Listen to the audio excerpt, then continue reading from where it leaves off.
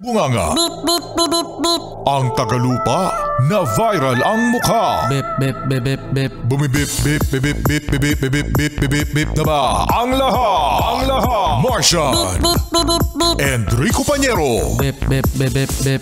Beep, beep, beep, Bip, bip, bip, bip, bip. Bip, bip, bip, bip, bip. Titilaok! Beep, beep, beep, beep, beep, beep, beep, beep, beep, beep.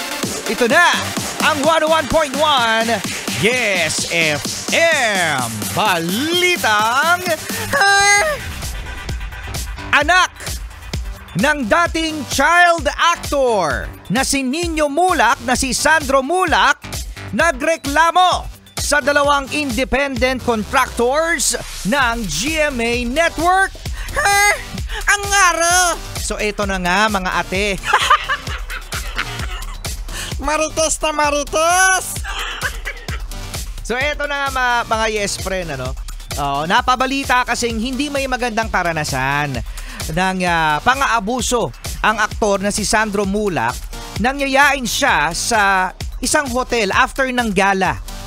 Ng dalawang naturingan niyang mga tito. Yes, na independent contractors ng isang network niya. So ang nangyari mga yes friend, ito ay base sa mga kachismisan. Ayan, sige mga marites, spill the tea. Spill the tea. Niyaya nga itong si Bagets ng dalawang tarang naturingan yung mga tito sa isang hotel at may pinainom daw sa kanya na nakakahilo. So doon na nga daw may merong pang-aabuso na nangyari.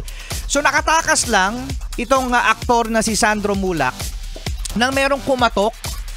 Malamang sa malamang waiter ito, no? Mismong staff ng hotel na nag-deliver ng wine. So tumakbo daw papalabas. Tapos ang ngaro? Pagkatapos, Martian, mga marites, nakatakas nga itong si Sandro Mulak at nakarating syempre ito sa kanyang tatay at saka sa kanyang nanay. Yan nga, ang kanyang tatay nga ay ang dating child actor na si Nino Mulak at sinabi na mananagot kung sino ang nag-abuso sa aking anak. Yan. Naglabas na rin ng statement. Ayan ang GMA Network na gagawan nila ito ng investigasyon, no? At mananagot di umano kung may kasalanan itong dalawang contractors nila. Okay, so abangan kung ano nga ba ang susunod na mga kachismisan dito sa The Buzz! Ano The Buzz? Dito sa balitang